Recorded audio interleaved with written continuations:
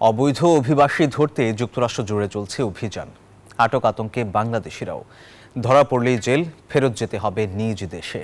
বৈধতার কাগজ না থাকলে সন্তানের সাথে হবে বাবা মায়ের বিচ্ছেদ। ভুক্তভোগীদের পাশে দাঁড়াতে কাজ করছে বাংলাদেশি কমিউনিটি। আতঙ্কিত না হয়ে আইনি পরামর্শ নেয়ার কথা বলছেন বিশেষজ্ঞরা। যুক্তরাষ্ট্রের নিউ ইয়র্ক থেকে আরিফুর রহমানের রিপোর্ট। কিছুটা ভীতিকর পরিস্থিতির জন্ম হয়েছে যুক্তরাষ্ট্রের বিভিন্ন সম্প্রদায়ের মানুষের মাঝে। অবৈধ নাগরিকদের বিরুদ্ধে এই অভিযানের বিশেষ প্রভাব পড়েছে দেশটিতে বসবাসকারী বাংলাদেশি অভিবাসীদের। এখন যে পরিস্থিতি চলছে সেটা নিয়ে অনেকের মধ্যে অনেক আশঙ্কা দেখছি, বিশেষ করে আমাদের কমিউনিটির মধ্যে। নতুন যা কিছু হচ্ছে, নতুন সরকার চিন্তা ভাবনা আমাদেরকে ওনাদের রুলসগুলো ফলো করলে আই হোপ কোনো ধরনের অপারেশন হবে না। এ সময় ভয় পাওয়া যথেষ্ট নয়, এজন্য সবাইকে একসাথে কাজ করতে হবে। ঐক্যবদ্ধ হওয়া, কর্মশালা ও গোলটেবিল আলোচনা, পরিবারগুলোকে তথ্য দিয়ে সমৃদ্ধ করতে হবে। বাংলাদেশে আমেরিকান অ্যাডভোকেসি গ্রুপের এক বৈঠকে এসব কথা জানালেন মার্কিন এই কংগ্রেসম্যান। তিনি এ সময় এই অভিযানের ব্যাপারে বিশেষ দিক নির্দেশনা এবং সতর্ক থাকার পরামর্শ দেন।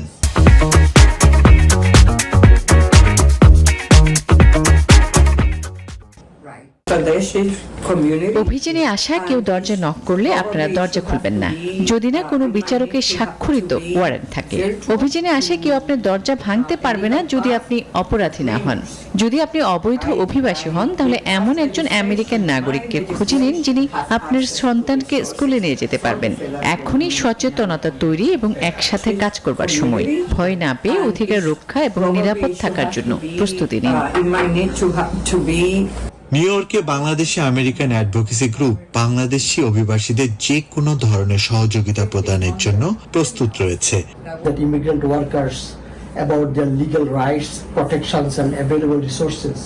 তবে যুক্তরাষ্ট্রের নির্বাচিত সরকার এই অভিযানকে অনেক বাংলাদেশি স্বাগত জানিয়েছে। ইলিগাল মানুষ কাম করতেছে আস্থা সারা আমেরিকার, আর লিগাল মানুষের ঘুরতে ঘুরতে খাম পায় না। তার পদক্ষেপটা খারাপ না। এই অভিযানে আসলে আমি বলতে চাই যে এটা যেন প্রপার ওয়েতে হয়, কেউ যেন সাফার না করে।